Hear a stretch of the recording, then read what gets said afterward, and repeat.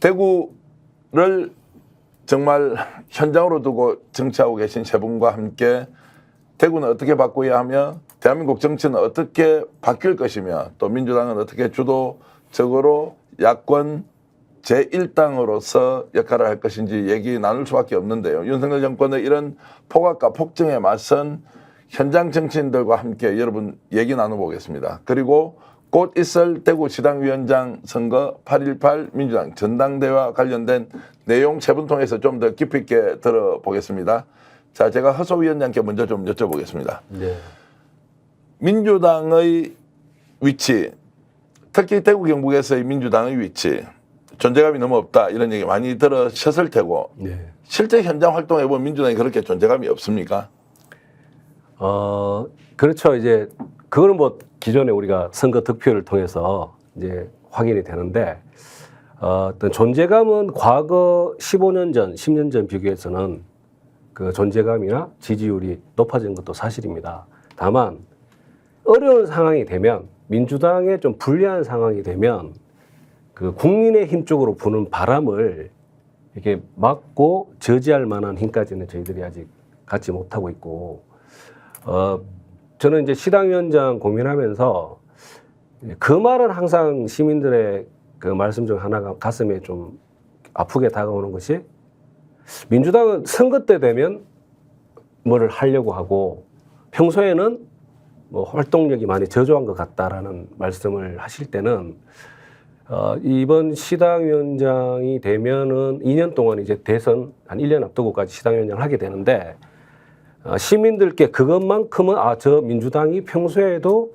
시민들과 함께 무언가를 이야기를 하고 또 우리 의견을 말씀드리고 또 필요한 싸움은 평소에도 열심히 하고 있구나라는 것을 좀 보여주는 그런 시당 만들고 싶고 말씀하신 것처럼 그런 부분 아직까지 우리가 부족하다라고 말씀드릴 수 있을 것 같습니다. 서 위원장은 이번에 제일 젊으신데 시당위원장 뭐 어떤 계기 또는 어떤 법으로 출마하셨나요? 네, 저도 사실 이제 종편 방송 한 수년간 출연하면서도요, 그 대구 시민들하고 소통하고 또 윤석열 정권이 잘못하면 진짜 역사상 최악의 대통령이라고 저도 주가 조작에 대해서는 99%가 아니고 100% 이거 범죄 행위다라고 단언할 정도로 확실하게 메시지를 전달했고 다만 이제 대구에 또 그런 보수의 그 향한 마음을 알고 있습니다. 그래서 저는 민심에 대해서는 국민의힘에 대해서도 우호적이진 않는데 또 민주당이 또 그렇게 신뢰를 못 갔기 때문에 저는 표심까지 안 왔기 때문에 저는 표심까지 받아야 된다. 그래서 저는 대구시당으로 저도 얘기했지만 오늘 이재명 이제 그 대표께서 당대표 연설할 때 실패에 대한 교훈을 삼자로 했어요. 저도 이제 출마를 3번 했습니다. 구청장, 국회의원, 시장. 그런데 실패했어요. 왜? 출마만 목적을 둔 것 같아요. 대구시장도 3개월 전에 결정했습니다. 그러니 대구 시민에게 신뢰를 못 갔죠. 그래서 저는 이런 실패의 교훈을 알고 있습니다. 경험이. 그래서 몇 년이 아니고 지금부터 후보도 모으고 정책도 하고 이런 그런 세밀한 정책을 경험을 통해 알고 있기 때문에 실패의 반면교사를 삼자. 그리고 저도 이제 상대적으로 젊고 역동적이지 않습니까? 그러니까 대구 민주당도 이렇게 훌륭하신 선배님들 계시지만 후배가 시당위원장 해서 이렇게 소통하고 그러니까 대구 시민들한테 대구의 민주당이 변했으니까 이제 국민의 힘을 지지하는 것도 좋지만 변화해라 강력하게 요구할 수 있다. 그래서 이렇지 않으면 저는 우리 대구시당이 소멸위기에 한다고 봅니다. 왜냐하면 2년 뒤가 아니고 지금 이제 개혁신당이나 다른 정당이 대구에 굉장히 공을 들이거든요. 그러면 누구와 싸워야 되나? 그리고 누가 시당위원장이 되었을 때 대구 시민들에게 변화됐다고 할 것인가? 그런 의미에서 저는 제 스스로가 이번 시당위원장은 능력이나 경험보다는 어떤 환경적으로 제가 적임자라고 판단하고 있습니다. 네, 박경림 위원장은 어떻습니까? 저는 이 정권이 들어서기 전부터 이렇게 될 줄 사실 알았습니다.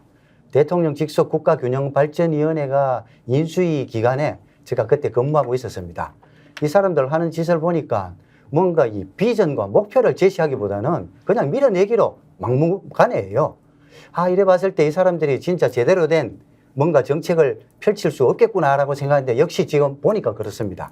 그래서 우리 대구시당이든 우리 민주당이든 제일 중요한 거는 비전과 목표와 그리고 그 전략을 그렇게 얼마나 잘 수립하느냐가 저는 매우 중요하다고 생각합니다. 그런 면에서 저는 제 12개 공약을 제시하면서 대구의 비전, 민주당의 비전과 목표, 전략을 제시하고 있습니다. 그리고 그것을 실현하기 위해서 어떻게 하겠다라는 이런 것을 저는 제일 잘 갖추고 있다고 생각을 하고요. 첫째. 두 번째, 이 정권이 이렇게 막무가내 정권이기 때문에 이 정권과 잘 싸울 줄 알아야 됩니다. 저 박영용 대통령 직선제 정치하면서 경북대 총학생회장 하면서 그랬습니다.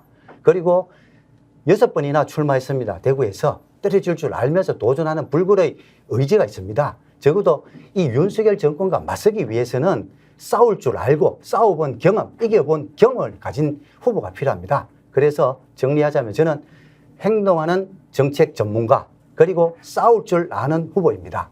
박영용이 적임자가 아닐까. 그래야 이긴다. 이렇게 생각합니다. 저 백경록 기자가 이제 대구에서 주로 취재 활동하시는데 민주당과 국민의힘 우리가 바깥에서 볼 때는 체급 차이 또는 전체적으로 규모의 차이가 너무 많이 난다. 이런데 실제로 이제 투표를 해보면 그래도 30%를 넘어섭니다. 그러면 200만 명 정도 되는 250만의 도시에 30%면 적게 보더라도 한 75만 명, 많게 보면 한 100만 명 정도가 그래도 민주당의 우호적인 것이 아니냐라고 우리가 생각할 수 있는데 그런데 실제 드러나는 것은 그냥 9대1이나 뭐 95%대 한 5% 이렇게 착시되는 것. 현장에서 기자 활동을 하시면서는 어떻게 봅니까? 우리가 되게 고민하고, 그러니까 이게 20, 30% 대구의 대선 때 보이는 거는 뭐 정확하게 말씀드리면 23% 정도, 20%, 23% 정도의 시민들은 어떻게 살아가는 사람인가라는 거에 대한 분석이 좀 필요하다는 생각이 들어요. 이 20% 사람들이 사실은 알고 보면 이게 국민의힘을 지지 안 하고 국민의힘에 소속 안 돼 있기 때문에 일단 권력에서 좀 멀어져 있는 사람들이에요. 그리고 국민의힘이 만들어가고 있는 그러니까 돈과 자본에서 또 한 발자국 좀 멀어져 있는 사람들이죠. 이 사람들은 그럼에도 불구하고 대선 때마다 끊임없이 국민의힘에 반대되는 행위를 합니다. 이분들은 대체 뭘 하려고 하는 것일까? 저는 그게 아마 정의를 찾는 사람들이 아닐까라는 생각도 있고요. 또 한편으로는 이 20%의 사람들이 무너질 때가 있습니다. 그거는 이제 민주당이 정말 못했을 때, 뭐 15%까지 무너질 때도 있다라는 말씀 드리겠습니다. 예, 제가 이제 20에서 25%냐, 제가 이제 보통 국회의원 선거할 때 35%냐, 예. 과거에 이제 김부겸 대구시장 후보가 나왔을 때는 40%를 넘어서는 이제 이런 상황까지 보면 결국 한 50만에서 한 100만 정도는 민주당이 우호적인데 왜 그러면 대구에 그런 일반적 정서가 그대로 언론이나 이렇게 반영이 되지 않느냐는 것은 이제 민주당의 문제이냐 아니면 지역 언론의 문제이냐 아니면 국민의힘의 문제이냐 실제로 목소리가 너무 상대적으로 왜소하게 보인다. 이제 이런 부분은 차기 대구시당 위원장을 하시는 분들이 굉장히 중요하게 다뤄야 되는 거 아니냐. 허 위원장 이제 여쭤보면 이렇습니다. 허 위원장께 여쭤보면 정당하게 목소리가 나오면 50만이든 100만까지 있는데 다만 그것이 150만과 200만이 있는 국민의힘과 차이 나는 것에 비해서 그렇게 민주당이 대우를 받고 있느냐 대구에서 이제 이 질문을 제가 좀 솔직하게 드리는 겁니다. 예. 제가 13년도, 15년도 그리고 17년, 18년도 대구시당에서 사무처장을 했기 때문에 그 시당과 대구 상황을 조금 더 당 중심에서 좀 지켜봤는데 사실은 12년 전에는 시당의 어떤 공보, 대변인 활동 자체가 굉장히 미약한 상황이었는데 사실 13년, 14년 지나면서는 상당히 저희들도 시당에서 상당한 공보 활동 그리고 메시지를 언론을 통해서 많이 제출을 합니다. 그러나 그것이 이제 지역 언론에 잘 타지를 않죠. 주로 이제 지역 언론조차도 중앙의 어떤 국힘 위주의 중앙 뉴스 그리고 아무래도 그 단체장을 다 국힘이 가지고 있기 때문에 사실 지역 언론 경우에는 또 단체장과의 어떤 관계 눈치를 봐야 또 언론이 이제 돌아가는 그런 측면이 분명히 있기 때문에 사실은 결정적인 순간마다 지역 언론은 직접적으로 국힘을 지지하지 않지만 국힘의 세계관, 국힘의 비전과 동일한 이야기를 합니다. 그리고 가장 결정적 순간에는 정서적으로 자극적인 그런 뉴스를 냅니다. 대표적으로 예를 들면 우리 민주정부가 집권했을 때는 추석 전에 꼭 지역 언론 중심으로 인사와 재정에서 대구가 소외되었다는 얘기를 아주 대대적으로 뭐 한두 개 언론이 그렇게 하는 게 아니에요. 짠 듯이 그거를 집중적으로 한 달 정도 포화를 맞고 나면 지역민 민심이 우리가 여당일 때조차도 민심이 확 떠나가는 걸 느낍니다. 근데 물론 이제 그 과정에 저희가 적극적으로 대응을 하지만 야 이게 참 그 주도력 면에서 우리가 좀 떨어지고 있고 그래서 저는 이제 시당이 반드시 이거는 개선해야 된다고 봐요. 저쪽이 던지는 아젠다를 따라가는데 급급하고 저쪽이 그려놓은 비전 속에서 우리가 갇혀가지고 찬반 위주로 대응을 하다 보니까 우리가 좀 전략적으로 우리 지지 기반을 확대하는데 상당히 좀 한계가 있다. 그래서 굉장히 깊이 있게 연구하고 해서 시민들이 호응하고 대구 발전에 도움이 되는 그 전략과 비전 아젠다를 대구시당이 잡아야 됩니다. 그것을 가지고 선제적으로 5년 정도 꾸준하게 이야기를 하고 또 우리가 집권을 하면 그 아젠다를 실현해서 시민들한테 대구시당 민주당이 뭔가 존재감 있게 우리 사람이다, 우리 형제들이라는 그런 느낌을 그런 과정을 통해서 줘야 이 벽을 넘을 수 있지 않을까. 그래서 비슷하게 질문 드리면 이제 역량만큼 대접을 못 받는다. 유권자의 지지만큼은 최소한 지역의 여론 또는 지역의 행정 또는 지역의 정치권에서 인정받아야 하는데 민주당이 지나치게 홀대받고 있다. 이제 이런 부분을 시당위원장이 되면 굉장히 중요하게 다루어서 당연히 그 위치만큼 확보해야 될 것 같은데 나름대로 그렇죠. 보관이 있으신가요? 이게 이제 선거 제도를 좀 바꿔줘야 됩니다. 우리 이제 시의원 같은 경우는 무투표 당선 거의 뭐 다 돼버리고 하는데 이 부분에 대해서 국회에서도 지금 논의를 하고 있지 않습니까? 이 부분을 시의원은 적어도 중선거구제 정도로 해서 민주당도 같이 당선될 수 있는 그런 그 개편이 필요하고요. 그다음 에 권역별 총선, 권역별 비례대표제가 좀 도입이 돼줘야 됩니다. 그래야 진출을 하는데 이게 안 된다면 이번에 대구 경북 합쳐서 1명밖에 안 됐잖아요. 적어도 중앙당에서 권역별 비례를 했을 때 한 서너 석 정도는 대구 경북에 할당이 될 수 있습니다. 그렇다면 현 제도 하에서도 우리 중앙당에서 강력한 동진 정책을 좀 펴줘야 됩니다. 적어도 대구 비례 상위 2명 정도를 배치해줘야 됩니다. 그래 해야 이 사람들이 이제 힘을 가지고 맞붙을 수도 있는 힘이 생긴다고 생각을 해요. 이런 강력한 동진 정책이 일단 필요하고요. 그다음에 그 중에 또 하나 필요한 게 뭔가 하면은 우리 시당에는 민주연구원 분원도 없고 정책연구소도 없습니다. 이래 돼가지고 이걸 무슨 이 대구시 저 막강한 권력과 맞짱을 떨 수 있습니까? 이거 해결해야 됩니다. 이것도 역시 중앙당의 강력한 지원과 또 당규를 개정할 필요가 있으면 개정해 줘야 됩니다. 자치 분권형 정당으로 갈 수 있는 토대들을 지금 자체적으로 좀 어렵습니다. 그러면 예를 들어서 우리가 정책연구소가 있다 이래 되면 거기서 아젠다를 만들어가 던지면서 끌고 가야죠. 민주당 우리 지금 170석 넘잖아요. 우리 제1당으로서의 막강한 의회 권력을 가지고 있는데 이런 힘들이 적어도 대구시 안에서도 투영되고 반영될 수 있도록 그런 노력들이 우리 스스로도 필요합니다. 그래 하면서 뭐 이 보수 세력과 싸워 나간다면 우리 시민들 입장에서도 민주당 싸우기만 잘하는 줄 알았는데 보니까 내용도 있네 이렇게 저는 할 수 있습니다. 지금 김동현님께서 이런 걸 주셨습니다. 김동현님, 대구 시민의 성향이 권력 지향적인 측면이 있어서 이러한 성향 분석에 맞는 방법적 제시가 있어야 한다 이런 말씀 주셨고요. 김소영님께서는 대구에서도 당당한 민주당으로 살 수 있도록 해주세요라고 했는데 평소에 서전 위원장은 당원 중심 정당이 돼야 한다 이런 걸 강조해 오셨습니다. 예. 그러면 대구도 정말로 대구 시당을 지지해주고 있는 민주당을 지지하는 사람만큼의 대접을 받아야 되는데 그 대접을 받기 위해서 시당위원장이 되면 어떤 일 하실까요? 저는 먼저 우리 안에서 화합, 소통, 단합이 일단 먼저 돼야 된다. 그래서 이재명 대표께서도 오늘 말씀하신 게 250만 당원 주권이지만 대중정당으로 간다는 말에 공감을 하고요. 우리 대구도 권리당원이 12,000명이지만 이 12,000명의 가족이라는 이 전투력은 12,000명 이상이거든요.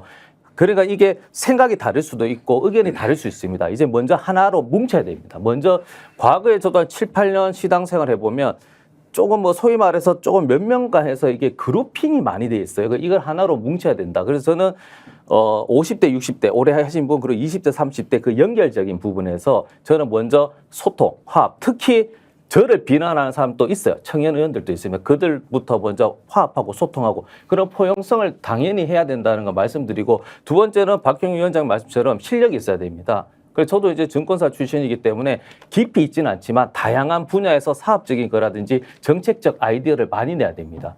그런 부분에서 정책연구소 저는 동의하고 있고요. 대변인단 또 당연한데 원래 남치로 시당위원장 때 했었어요. 제가 상근 부대변인 했기 때문에 월 1회 기자분들과 했었는데 그걸 지금 안 하고 있는데 이걸 부활시켜서 먼저 당내 통합과 소통해서 에너지 모으고 이것을 함께 대구 시민에게 저희가 준비됐다. 특히 40대 젊고 역동적인 시당위원장을 뽑으면서 이제는 수직엔 수평을 했기 때문에 그런 인사에서 변화로 해서 대구 시민들에게 이렇게 요구하고 목소리 내면 저는 다 변한다고 생각합니다. 자, 민감한 질문을 좀 드리겠습니다. 박형용 위원장님. 홍준표 시장 단도직입적으로 시정 운영 잘하고 있습니까? 웃음으로 일단 말씀을 드리고요. 너무 좀 독거다이라고 우리가 뭐 네. 표현한 독거다이 좀 제멋대로식인 것 같습니다. 시민들은 어떻습니까? 잘하고 있다고 합니까? 여론조사상 나오는 것은 시장 잘한다. 근데 여론주도층을 좋아하는 사람이 아무도 없다. 보수 진보의 문제가 아니다. 이렇게 평가를 하던데 박 위원장은 어떻게 보십니까? 뭐 홍준표 시장도 그게 어느 정도 먹히는 거는 대구가 좀 보수적인 이 지역주의에 갇혀 있기 때문에 그 속에서 그것을 자기가 이제 향유하는 거죠. 다른 예를 들어서 어느 정도 이 민주당과 보수와 진보가 세력이 좀 균형이 맞는 지역에 가면은 인정 못 받습니다. 제가 볼 때는. 그건 뭐 독단적이고, 맨날 페이스북 뭐 정치한다고 이제 이런 소문도 나고, 이런 거에서 뭐 저도 뭐 공무원이나 이런 듣는 이야기가 있잖아요. 이런 거로 보면 제대로 평가 못 받습니다. 2년 뒤에 대구시장 다시 나올 것 같습니까? 어떻습니까? 저는 지금 뭐 한동훈 막 까고 윤석열 대통령하고 뭐 어쨌든 간에 잘해보려고 하는 거는 뭐 틈만 나면은 대선에 도전하고 싶은데 여의치 않으면 또 지방선거 시장에 한 번 더 도전을 하려고 하는 뭐 이런 이중 플레이를 하지 않을까 생각을 합니다. 어쨌든 본인 좋은 대로 정치 만들어서 하고 뭐 유승민 의원 얘기대로 때에 따라서 필요에 따라서 언제라도 말을 바꿀 수 있는 정치인이다 이렇게 하는데 허소 위원장은 이제 대구 중랑구 지금 지역 구두고 있지 않습니까? 네. 뭐 대구 시청하고는 좀 가깝습니다. 뭐 질문이 제가 좀 유치하긴 하지만 그분 요즘 북구에서 주로 계시는데. 그래요? 삼격동 청사에 주로 있는지 동인동에 있는지 어찌됐든 지금 홍 시장에 대한 지역사회 평가 어떻습니까? 말씀하신 것처럼 정치를 조금 이제 뭐 지적으로 이렇게 이해를 하고 분석하시는 분들은 평가가 굉장히 안 좋은 것 같아요. 근데 홍준표 시장이 당장에는 이제 시민의 상당수의 정서적인 좀 반응을 이끌어내는 것은 좀 우리말로 대마에 있다 그러나? 네. 그 막 중앙에 한 국힘의 막 서울 세력들에게 대해서도 막 이렇게 막 자기 하고 싶은 이야기 막 지르고 또 어쨌든 본인 입장에서 잘못된 거는 잘못됐다고 막 이렇게 지르는 맛 그런 것은 아마 우리 대구 시민들이 좀 정서에 좀 그게 좀 와닿는 게 있는 것 같다 정서적으로. 그래서 이제 뭐 어떤 분은 민주당 대구시당도 좀 중앙당과의 관계에 있어서 너무 협조와 이렇게 이런 관계도 필요하지만 좀 지르는 맛이 있어야지 좀 되겠다 이런 의견 주시는 분도 있는데 정서적으로 좀 통하는 게 있는 것 같고 다만 제가 보니까 너무 막무가내고 기본적으로 이분은 민주공화국 시대에 그 선출직 공무원 공직자로서는 좀 기본 멘탈이 좀 안 맞는 분 같기는 합니다.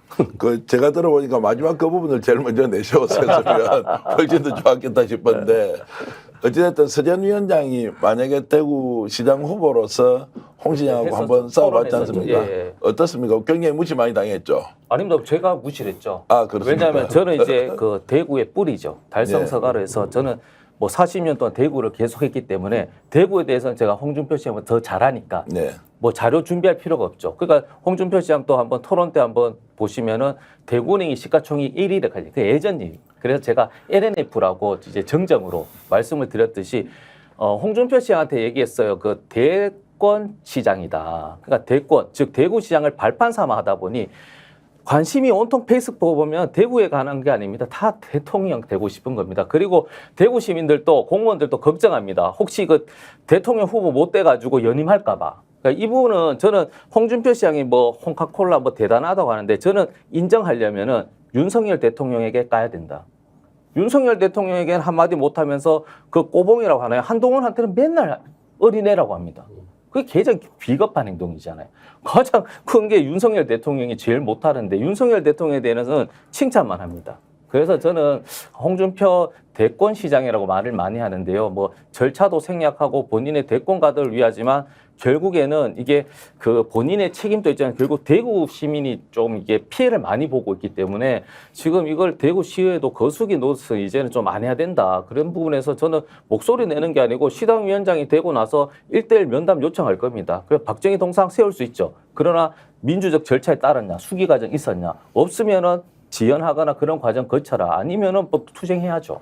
본인에게 불리한 네. 기사 쓰는 언론사에 광고비 주지 않고 그러니까요. 그리고 유리한 기사 쓰는 데다가 왕창 몰아주는 예. 이런 정말로 상식을 뛰어넘는 시정 운영에 대해서는 어떻게 생각하세요? 아, 그게 이제 구태죠. 구태를 넘어서 이게 독재 아닙니까? 독재. 예. 예. 그리고 그게 본인 돈으로 광고비 줍니까? 우리 대구 시민, 제가 낸 세금으로 광고비 내지. 예. 그러니까 이런 부분 또 보면 언론도 이해 가지만 사실 언론도 이런 부분에서 좀 용기를 내주셔야 됩니다. 근데 그러다 보니까 예. 언론이 완전 길들이기가 돼가지고 예산 좀 더 받겠다고 정말로 엎드리는 수준이 아니라 그냥 납작 예. 그냥 더 이상 하면 안 됩니다. 구로 앉아서 구걸하고 있다 이런 이야기 혹시 허소위원장도 들어보셨습니까? 예, 뭐 많이 듣죠. 뭐 네. 거의 매일매일 듣는다고 해도 과언이 아닌데. 그 이런 부분은 어떻게 그래 우리가 지금 이해하고 설명하고 또 이걸 항의를 해야 됩니까? 저는 뭐 그게 사실 하루 이틀 문제가 아니고 사실은 뭐 박정희, 전두환 또 민자당 정권 때 사실 그게 거의 저는 한 50년 정도 됐다고 봐요.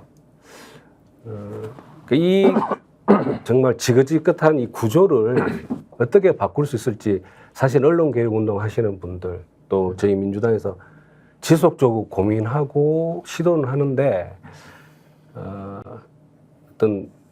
그래서 그 대안의 하나로 지금 유튜브라든지 또 이런 시민들의 그 참여를 기반으로 한 다양한 채널 매체가 등장하면서 상당히 이제 그들의 그 힘 자체, 기반 자체를 많이 축소시키고 있는 것도 큰 성과인 맞습니다. 근데 저는 그 과거보다 그 영향력이 많이 줄어들긴 했지만 전통적인 그 대구 지역의 그 지역 언론이 그렇지만 아직도 시기마다 결정적 순간마다 여론을 한쪽으로 몰아가는 것이 있기 때문에 큰 문제인데 저는 뭐 기자분들, 언론에 종사하는 분들한테 우선 우리가 조금 더 그 직업 윤리를 좀 한번 더 생각해 보자라는 말씀 먼저 드릴 수 있을 것 같아요. 제가 구조 변화를 어떻게 하겠다라는 것 지금 이 30년 동안 저희들이 고민은 하지만 되지 못하고 있습니다. 다만 우리가 이 대구를 더 나은 사회, 뭐 보수, 진보, 국민의힘, 민주당 이런 거를 떠나서 우리 아이들이 살고 살아갈 이 지역 사회를 좀 더 아름다운 공간으로 만들어가는 데 있어서 언론을 선택하신 분들은 조금 더 직업 윤리를 좀 생각해 주시면 좋겠다 생각 들고 그 상부에서 결정하시는 언론인들 있잖아요. 그분들은 사실은 어떤 어떤 계속 이런 태도를 보이면 과거와는 다르게 굉장히 민주당이 단호하게 대응을 할 겁니다. 예, 그건 그거대로. 근데 뭐 언론사 사주들이 오히려 더 적극적으로 나서서 예산 받겠다고 뭐 광고청이 워낙 어려우니까 저렇게 이제 활동하는데 이런 홍 시장이 이제 정말로시 예산을 가지고 언론을 길들이게 하고 비판 기사를 아예 못 쓰게 하고 그러면서 지역에 이제 다양한 공론의 장이 파괴되고 그리고 지난 총선 과정에서 실제로 민주당이 손해를 굉장히 많이 받지 않습니까? 뭐 이재명과 관련된 여러 가지 그러면서 이제 지역 언론사 뭐 불매운동처럼 막 이렇게 나섰는데 저는 그 중심에 홍준표 대구시장이 있는 것 아니냐라는 생각이 드는데 박 위원장은 홍 시장의 이런 언론 대응이나 지금 시 예산을 이용한 광고를 정치에 활용하는 이런 거 어떻게 보십니까? 뭐 홍 시장이 뭐 예전에는 뭐 홍카콜라였는지 모르겠지만 요새는 뭐 말 도는 말이 코박콩 아닙니까? 코박콩. 코바콩. 예. 뭐 윤석열 대통령 앞에 와서 식탁에 코를 박을 정도로 뭐 수그리고 하는 이런 자세로 아주 가다 보니까 언론사도 역시 그런 식으로 길들이려고 하는데 아주 못된 이 스타일입니다. 이런 부분을 좀 막기 위해서는 이런 부분은 어떨까 싶어요. 우리가 이제 먼저는 우리 민주당의 이 책임과 역할이 무겁습니다. 이 정치적인 균형을 좀 더 회복한다면 홍 시장도 자기 마음대로는 못할 거예요. 그렇지 않다 보니까 이 한쪽으로 쏠려 있다 보니까 홍 시장도 뭐 그 지역주의에 기대서 자기 멋대로 하는데 이 민주당이 일단 더 노력을 하겠습니다. 그리고 두 번째로는 이 언론사 쪽에 지원하는 어떤 금액이라든가 광고비라든가 이런 걸 시장이나 이래 독단적으로 못하게 이걸 따로 민간 기구가 어떤 만들어져서 거기서 보다 더 공정하게 집행할 수 있는 이런 제도적인 좀 틀을 만드는 건 어떨까? 그렇게 한다면은 이게 공정하게 언론이 좀 더 되고 할 수 있는 그런 방안이 되지 않을까? 그런 또 활동도 저는 필요하겠다라는 생각을 해봅니다. 백 기자가 좀 보태주시면 지금 시민단체하고 관계는 전임 시장과 홍 시장과 이렇게 관계를 보면 비슷합니까? 아니면 훨씬 더 지금 악화되어서 갈등이 이어지고 있습니까? 어떻습니까? 그 비슷한 거는 그럴 수가 없죠. 우리 홍 시장이 오고 난 다음부터는 예. 이제 고소고발 사건이 제 기억에 한 6, 7건 진행되고 있으니까요. 역대 시장 중에 이만큼 고소고발을 단체에게 또 기자들에게 한 사람이 있는가라는 질문에 대해서 저는 없다고 대답할 수 있습니다. 대구시 5월 그 고용률, 이제 5월 고용률을 보면 전년 대비해가지고 3.3% 정도가 하락을 했습니다. 5월 말 기준에서 대구의 그 아파트 미분양이 1만 세대, 그 전국에서는 13.2%를 차지하는 가장 큰 1위를 달리고 있습니다. 제가 그 서울에 오면서 택시 기사한테 물어봤어요. 요즘 어떻습니까? 라고 물어보니까 오늘은 이제 비가 너무 많이 와가지고 좀 힘들었는데 평상시에는 사람이 없어서 힘들다. 그럼 홍 시장의 그 경제 정책 때문에 생각하십니까? 자기는 그렇게 생각한다. 홍 시장이 빚을 갚는지 안 갚는지 모르지만은 대구시가 어떠한 정책에도 돈을 안 쓰기 때문에 기본적으로 그 경제가 대구시의 경제가 안 돌아가고 있고 사람들은 힘들어 죽겠다라는 소리를 하고 있고 저는 이제 그게 비난을 택시 기사분 말씀은 비난을 떠나서 홍 시장 얼굴만 보면 꺼버립니다. 이럴 정도로 대구 시민들이 반응하고 있습니다. 아마 그분은 좌파거나 종북이거나 전체주의 세력 쪽에 가까운 분이어서 전체주의 세력. 예, 전체주의 세력에 이제 가까울 수도 있다. 뭐 필요하면 언제라도 단어 가져와서 그리고 문장 가져와서 그냥 자신과 다른 모든 사람을 원수와 적으로 만들지 않습니까? 우리가 특정한 사실을 가지고 논쟁 좀 해보자 하면 반대한다고 그때부터는 그냥 적이 되는 이런 상황을 지금 현재 보수정치 세력이 만들고 있다 이런 생각이 들고요. 홍 시장이 실제로 대구에서 인기가 있다 없다 여기에 대해서는 여론에서 말하는 것도 있지만 여론주도청은 제가 듣기로는 보수 진보를 떠나서 정말로 지도자로는 더 이상 효용성이 없는 분이다. 그리고 오로지 자신의 자리와 정치적 목표를 위해서 정말로 국민들을 악용하는 사람 아니냐라는 평가를 제가 직접 언론인으로부터 들었는데요. 어쨌든 이제 그런 부분들은 우리가 감내해야 하는 현실일 테고요. 제가 이제 세 분께 공의 질문을 좀 드리고 싶은 것은 본인은 어떤 정치를 하려고 하고 시당위원장이 된 이후 한국 정치 어떻게 바꿀 것인지 각자 역할에 대해서 좀 말씀을 서 위원장부터 해주시면 좋겠습니다. 저는 제가 2017년부터 제 고향 대구로 해서 정치하겠다고 제가 직접 그 문을 들어왔습니다. 혼자 힘으로. 그래서 지금까지 지역위원장 한 5년 하면서 감사하게도 구청장, 뭐 국회의원, 뭐 대구시장도 했지만 또 저는 민주당 다음이 무엇인가? 저는 그 절차적 그 민주주의하고 특히 이제 공천에 대한 부분. 그게 더 저는 국민의힘이 아니고 절대적으로 더 깨끗하고 투명해야 된다 보는 것이거든요. 그래서 대구시당위원장이 되면 이제 2년 뒤에 지방선거 공천이 있습니다. 그러면 정말 민주당 다음으로 정말 그 공정하고 깨끗하게 한번 이야기해서 저는 지는 사람도 승복할 수 있는 문화가 공천혁명이라 보는 거거든요. 이것을 꼭 실천할 수 있고 또 저도 이제 보면 지역위원장님들보다 1, 2년 아니고 10년 뭐 이상 대선배님들이십니다. 그래서 이제는 시당위원장을 모시는 지역위원회 뭐 그런 것이 아니라 시당위원장이 지역위원장, 지역위원회는 모시고 당원들을 모시고 섬길 수밖에 없는 저는 구조적인 환경이 있잖아요. 그래서 이런 부분에 수직적 문화를 정말 수평적 문화가 저는 민주당 다음이라고 생각해서 이런 것을 어떤 공약으로 실천하고 또 특히 보면 대구시당 뭐 여러 가지 있지만 선거 나와서 당선되고 나면 변한다 하잖아요. 그래서 제가 공약으로는 1년 뒤에 이런 공약을 중간평가 받겠다. 그래서 중간평가 받아서 당원들이나 지역위원회에서 저에 대해서 이런 공약 왜 못 지켰냐 했을 때 저는 뭐 당헌 당규를 떠나서 사태에 더 준하는 것을 책임지겠다는 걸 공약으로 내세웠습니다. 박력 있어서 되게 좋습니다. 네. 꼭 그렇게 하시면 좋겠고요. 박형영 위원장 말씀 좀 해주시죠. 예, 우리 정당은 정권 획득을 위한 조직입니다.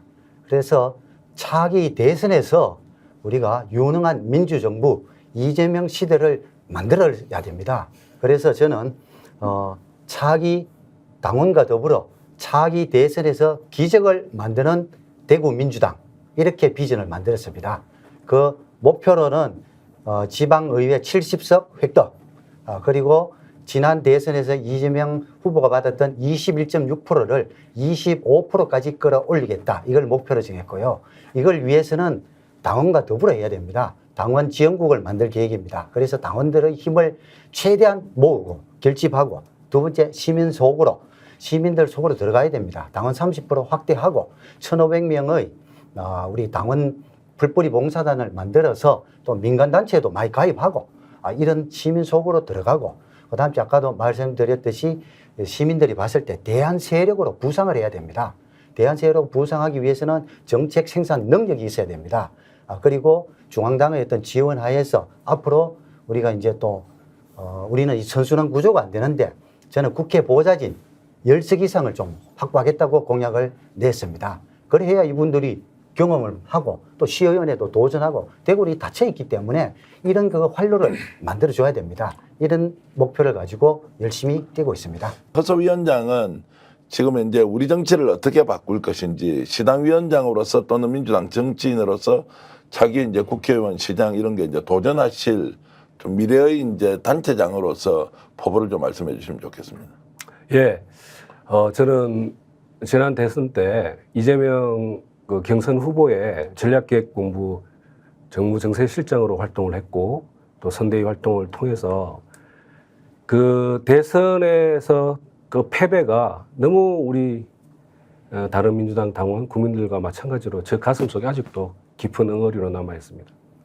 저는 그 대구에서 조금만 더 우리 후보의 득표율이 조금만 더 나왔더라면 우리 이런 상황들을 피해갈 수 있었고 우리 이재명 그 당시 후보님께서 바라던 그런 세상을 우리 한 발짝 더 나갈 수 있었는데라는 아쉬움, 그게 너무나 뼈아픕니다.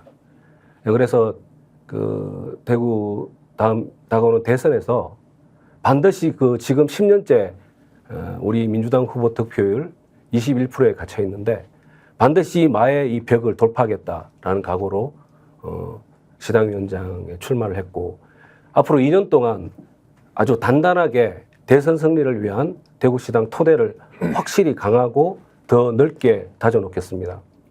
저는 학생운동을 하면서 전국 최초로 대학생 부재자 투표운동, 그다음에 노사모에서 활동하면서 전국 사업으로 희망대지 운동을 기획한 바 있고 또 노무현 문재인 청와대 행정관으로서 일한 바 있습니다. 그리고 원내대표실 그리고 최근에는 이재명 당대표의 정무특보로서 그리고 대구시당 사무처장을 2차례 3년 동안 일하면서 저희 당의 힘은 결국 당원과 민주주의에서 나온다는 것을 저 가슴 깊이 체화하고 있습니다. 이번 지방선거를 철저하게 당원 중심의 민주주의 과정으로서 지방선거를 준비하고 치러내겠습니다. 지역위원회와 당원을 중심으로 한 대구시당으로 확실하게 탈바꿈시켜서 이 힘을 가지고 다가오는 대선에서 압도적인 성과를 가지고 정권 교체 꼭 미랄이 되겠습니다. 그리고 저는 그 과정에서 더욱더 사랑받는 대구시당 그리고 사랑받는 정치인으로서 대구에서 끝까지 한번 승부를 보겠습니다. 많이 응원해 주시고 지켜봐 주십시오. 감사합니다. 홍홍님께서 이런 걸 주셨습니다. 감사합니다. 대구가 새롭게 태어날 때입니다. 부디 우리 대한민국을 다시 뛰는 상식이 있는 나라로 우뚝 설 수 있기를 대구도 파이팅 하입시다 이렇게 해주셨습니다. 파이팅 하입시다 이 말씀 해주셨는데요. 세 분이 정말 흠지에서 동토의 땅에서 민주당의 이름을 걸고 정치를 하고 있습니다. 오늘 이 방송을 몇 분이 보시든 아마 저희들이 오늘 밤새 국내외 시청자 여러분들께 3만 번 정도 아마도 시청하실 기회를 만들어 드릴 텐데요. 대구에도 정치가 있습니다. 대구에도 민주당이 있습니다. 대구를 바꾸겠다는 가열찬 의지를 갖고 뛰고 있는 현장 정치인이 있습니다. 대한민국에는 서울만 수도권만 있는 것이 아닙니다. 전국이 다양한 목소리로 하나의 대한민국을 만들어가야 하는 과제, 어떤 정당이든 똑같이 갖고 있는 것이겠죠. 세 분의 열혈 청년 현장 정치인들이 큰 정치로서 국민들께 보답할 수 있는 그날을 기대하면서 민주당의 대구 정치에도 관심 가져주시고요. 귀한 시간 이렇게 내서 함께 해주셨는데 정말로 화이팅 하시는 의미에서 우리 다 같이 박수 한번 치겠습니다. 화이팅. 대구 화이팅 한번 자, 예, 그러면은 백경호 기자가 좀 해주시죠. 그러면 따라서 이제 대구라고 하면 화이팅 하겠습니다. 대구 알겠습니다. 화이팅. 대구 화이팅! 스픽스는 말하는 언론입니다. 대세는 유튜브, 그중에서 스픽스. 좋아요, 댓글, 구독, 알림 설정. 여러분이 저희를 사랑해 주시고 우리가 여러분을 사랑하는 4가지 방법입니다.